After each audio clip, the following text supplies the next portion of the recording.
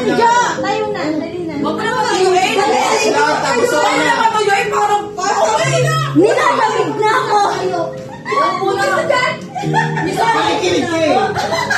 Parang kalda ba? Message na dali. Paano kiligin? Tapos worship tayo, worship. Sige na nga. Basta yan yung worship ha. Ano bang sasabihin ko? Tapos malungkot. Labas mo na! Nalabas ko na kanina. Ito na. Tuguray na yan. Ganito na naman sa Ano atin. lang, ano lang. Ako may mangyari din sa atin. Isibihin niya namin na sa May nangyayari na nga eh. Magpipigpit itong dalawa. Eh, nako. Basta ano, siguro misunderstanding lang yun. Nangyari.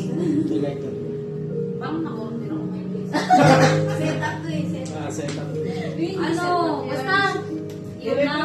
Basta ang laki ng epekto sa akin noon na wala na ako ng tiwala sa lahat. Pero siguro, everything, moto ko yun eh. Everything Lesson learned na lang ito eh. Mantra niya yung mantra na yun.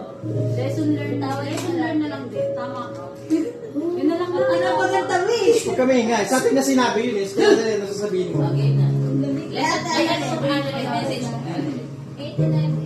Pwede bang kanta na lang? Send na lang. Meron. Ano ba sasabihin? Heart of heart. Yung mga gusto mo sabihin ng nakaraan? Oo. Nakalimutan ko na nga. Ano nakalimutan mo? Ikaw manager, di ba? Hindi lang ako. Ay, di ba? Puno na ako sa'yo. Sa'yo na siya sa akin na pala siya may galit na. Ayaw na siya yung drawer. Sige na, sige na. Okay na yun.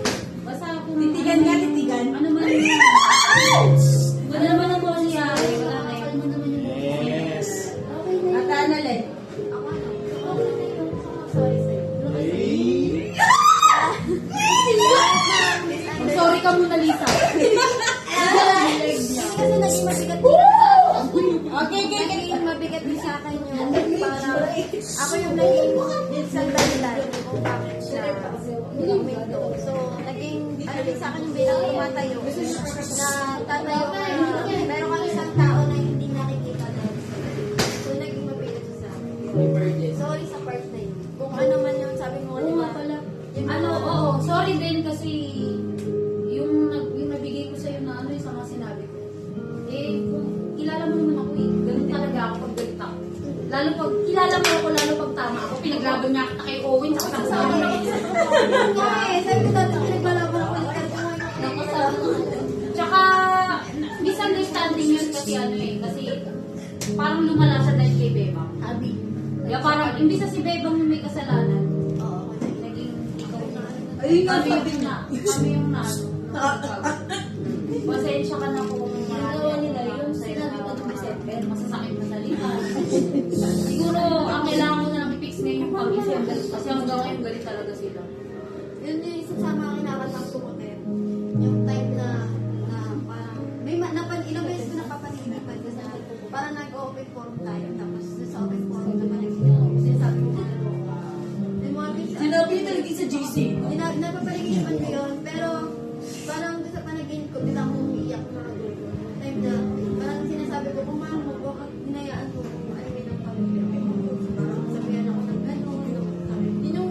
Yun lang yung sa part ko na nasaktan ako na parang dapat ikaw yung magtatanggol sa akin kasi nga kasi tayo na Kristiyano, diba? Pero parang dumating sa part na, yun nga parang pwede ko nang pinagpestahan ako sa na parang kung mahal mo ko sana pinangalagaan mo din mo. Naiiyak ako. Hindi ako umiyak ng ano. Ngayon ako iiyak sa inyo. Yun lang. Pero Sa tears yan. pero